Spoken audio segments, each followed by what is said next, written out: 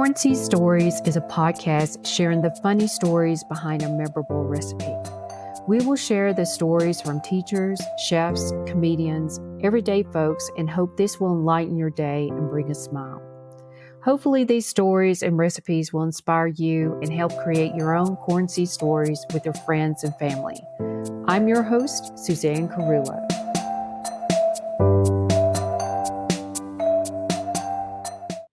Gini Stevenson is a retired nurse from the northeastern Ohio region. I met Gini's sister Chris at a podcast convention in Denver. Gini has a wonderful mother who has passed along an intriguing story about the bishop's bread. We'll dive into the story behind the bread. It's those stories along with great food, which I'm glad to share. And so let's start off with the famous bishop bread story. Welcome, Gini. Thank you. Thank you. Just wanted to touch base and see, in today's episode, we are going to talk about bishop's bread and the story behind the bishop's bread. Jenny, I know when we talked earlier, you said that your mother is a very accomplished background, having 4 degrees in poli-science, English lit, history, and she grew up in Pennsylvania and raised daughters who all graduated from college. And when you were telling me the story behind the bread, your mother obtained it from Peg Brindle. And can you go into that detail? Well, I happen to have just come from my mother's house, and she's 92. Wow. And I like to bake this bread at her house because it reminds her of her college days. So I made it yesterday, and it baked, for 25 minutes, and she smelled it. She can't see very well. She can't hear very well, but she can still smell and taste. So I thought, well, this will be a great activity.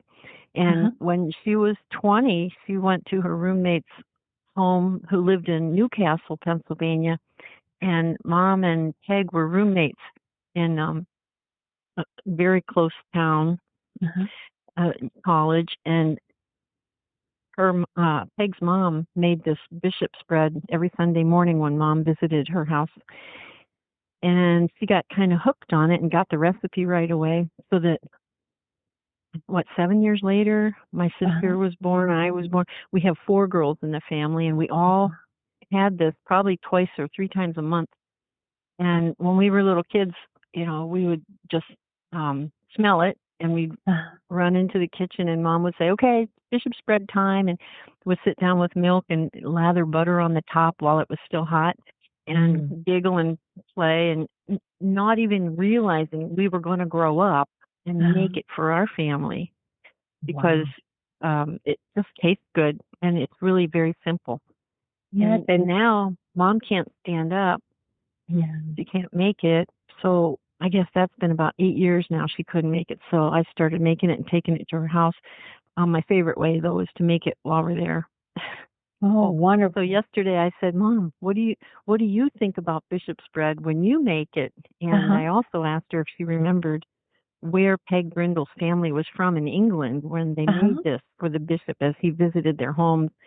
And she said, I can't remember what town they were from in England, and I don't remember anything else except that, Peg gave me the recipe and I love it. And so she said that she could smell it while I was baking it. Oh, because nice. I was thinking about you and what you said we might talk about on the podcast. So I said, what do you usually think? She goes, well, I think about Peg. And then she told me the whole story about how she died young. Oh, wow. She was on a vacation in Italy and dropped dead. Oh, wow. That's what Mom remembered about Peg. But needless to say, she was in her 40s. Oh, okay. But we still have Peg's recipe, and all my kids have it. And my daughter-in-law called me one day and said, would you please text me that bishop's bread recipe? I don't know why, and I don't even know if she made it. But when my daughter texted me last year, she's 30, she goes, Mom, I need that recipe, that, bishop's bread. And then later in the day, she took pictures of the round pans that they're cooling down on the oven. And so she was like, look, I made them. They look right and everything. So, it's kind of it's one of those foods that I know that if I make it, it makes Yeah. me feel kind of whole. Yeah, it's those And memories that I mean, it brings a smile to your face when you think about it and smell it. yeah, The, and I guess it's kind of well, I laugh a lot, so it's one of yeah. those things that if I don't feel so hot one day or I'm blue or like in January in Ohio, it's just gray for the whole month. So I'll make bishop spread, and it's like, oh, okay, now I can watch a movie. We'll get by this day, and I'm retired, Yeah, so yeah. sometimes those gray days are bad, but the bishop spread makes it, you know, totally okay, almost Well, fun. well, it's a definitely an heirloom recipe that you have, and it's so interesting that um, Peg, passed that along because bishop spread. It sounds like it was only made when the bishop visited, and that's a Sounds like. huge, huge honor because no matter what religion, it's almost like the head person of the district, like region, Right. that's coming. And so to get that kind of An visit is honor. it's an Yeah. honor and Mhm. in their time because they only have so much time that they spend in that area, and that was probably a big deal. And this is something that I'm so glad that you're sharing, and it sounds wonderful, and I can imagine the aroma. I'm going to try to make it myself, but it's so intriguing about the ingredients with flour and sugar and butter, and then you have to have like sour milk, and that's the intriguing part. Where Mhm. if you don't have sour milk, you can actually create it yourself by mixing some milk and vinegar together, and then of course Mhm. the egg. And then you have the dry ingredients, the cinnamon, the baking powder, and baking soda. And then Mhm. what I thought was really intriguing was after you get through, making and mixing and all the, dry and wet ingredients, then, you pour it into the 2 8-inch, grease pans, the round pans. But when you get it out of the oven, do you put like a stick of butter, or how do you top it? That's what I want to know. How does that work? Sometimes I have forgotten before I Mhm. put it in the oven to sprinkle the reserved breadcrumbs on top. Ooh. Like the first part is you just put the flour, brown sugar, Uh-huh. and butter, and Uh-huh. mix it up with a pastry mixer until Oh. it looks like crumbles, and Yes. then you take 3/4 of a cup of that out.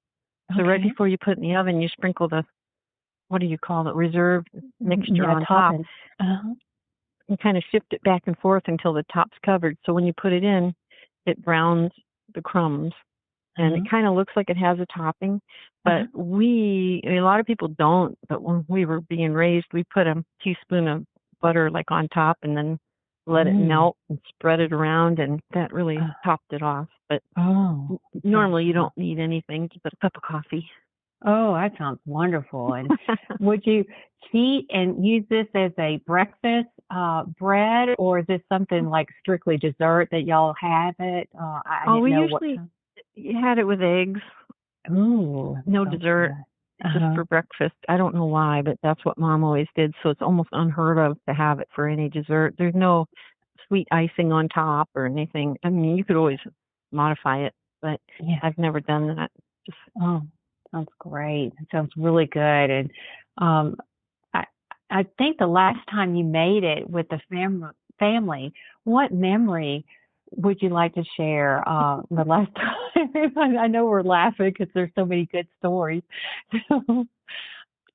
well, I made it yesterday, and of course, the whole time Mom was sitting in the living room listening to a disc on tape or a Uh-huh, disc with earphones because she can't read anymore. She can't hold the uh-huh, magnifying glass up or turn pages easily. yeah, And then I was thinking, she's going to smell it any minute now. yeah. and I know it's the same house I grew up in, so all the ingredients, I'm not sure if they're still there since she's alone and there's daycare people there. So I Right. brought everything in bags, and I had them all lined up on the counter, and I was like, Uh-huh, I don't know, I think I was humming some yeah. kind of a nice tune or whatever. I Uh-huh. was happy. I know that. Oh, well, and probably your Oh, mom was smiling too. Why are you? she might, yeah, she knew I was going to make it because Uh-huh. I told her when I got there, hey, so we're making bishop's bread, and I had these other recipes that I wanted to make for her while she was, while she can still eat them and everything. And I do remember one other thought was while I was making it, because I'm a second born out of four, Uh-huh. and out of kindness and empathy for my mom, is why I've always made this for her when she couldn't anymore. But Uh-huh. I also guess, and I didn't know this, but I was the only one of the four of us doing it. Oh, And I I live didn't know two and a that. half hours away, and Uh-huh. two of the other sisters are within an hour. And Uh-huh. I always thought everyone was making it for mom Oh, because I was they. only there like once every few weeks or maybe once a month. Uh-huh. Um, till I noticed she couldn't cook. She started losing a lot of weight. We were wondering why. Well, Oh. she goes, well, I can't stand up at this kitchen counter anymore. So that's when we started bringing some food and whatnot. And Uh-huh. then that was about 7 or 8 years ago. So I've been bringing it Oh. to her house for a long time. Uh-huh. So it's just kind of second nature to bring all the ingredients because often there's no cinnamon or Yeah. um, they use margarine.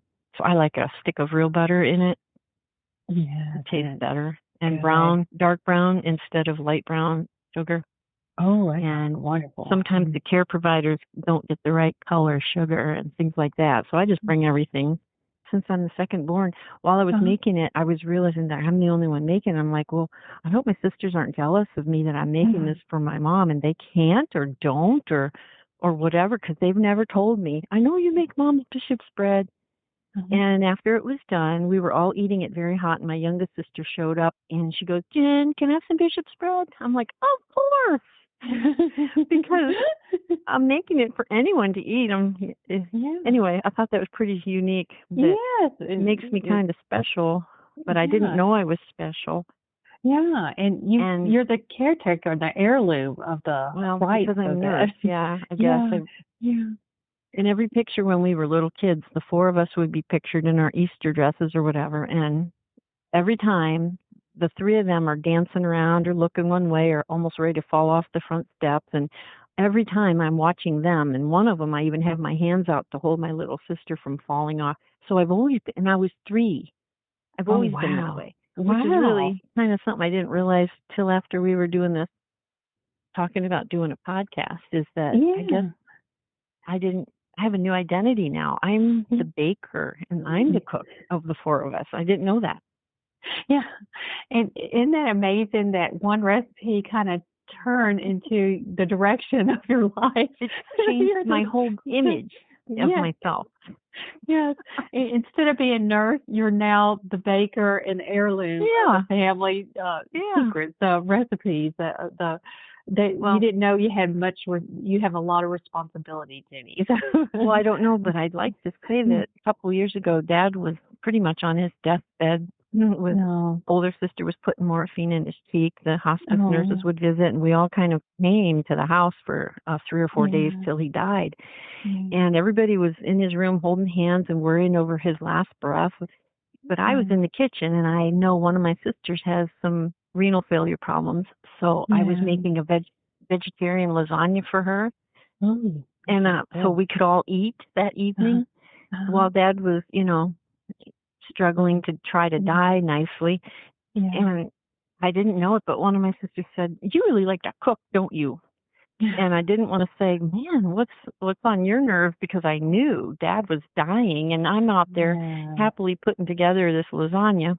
But Uh-huh. anyway, I probably Yeah. made bishop's bread that day too. Yeah, well, and it probably takes their mind off if as long as people can eat something good, even Hmm. going through a sad situation and it's not, it would actually help in that situation where you're having a memorable meal that they're not cooking and they're actually enjoying, making and so forth. So it Hmm. brings us to the last point, and that's such a great um, item that you shared about all the different scenarios and times that you actually created Bishop's bread. It was through the loving scenarios and the memorable scenarios and Hmm. scenarios that you shared with your dad last time, or just in general. when you make bishop bread, if it equals a smile, why does it equal a smile? Can you share that with us? Mm. I guess it's like something I'm really comfortable doing, and I don't have to worry that am I doing it right, because pretty much it always comes out the right way every time. And to me, that's probably the most important thing. That it's like who's going to eat it and they're going to love it. Yeah. And just seeing their expression of smiling and knowing it's homemade. And then exactly. My little sister yesterday came out with a plate when she said, "Can I have some bishop's bread?" And I said, "Of course." She comes out with 2 pieces on her plate. oh wow. So that's the good stuff. that made me giggle. Because I had cut it, like a pie in 8 pieces, and it's like, oh, she really likes it. It's just all comfort food. It's the one, if everybody's upset, let me make some bishop's bread. We're all going to feel better. Yeah, and that's what I love that story, and it does bring a smile to everybody's face because it is comfort, it's memories, and it's good memories too. Wholesome. Yes, and it's family. That's what it represents. So it sure does. I really do appreciate this, Jenny. You don't know. I think sharing this recipe, and I'll definitely post this on the blog and the podcast, in the YouTube channel. And thanks so much. I love the story of just today when you're sharing that there's a little piece missing out of the photo that I'll post too, because it's so addictive that even everybody will have a little pinch now and then. So it's so good, but I really do appreciate it. You're so welcome.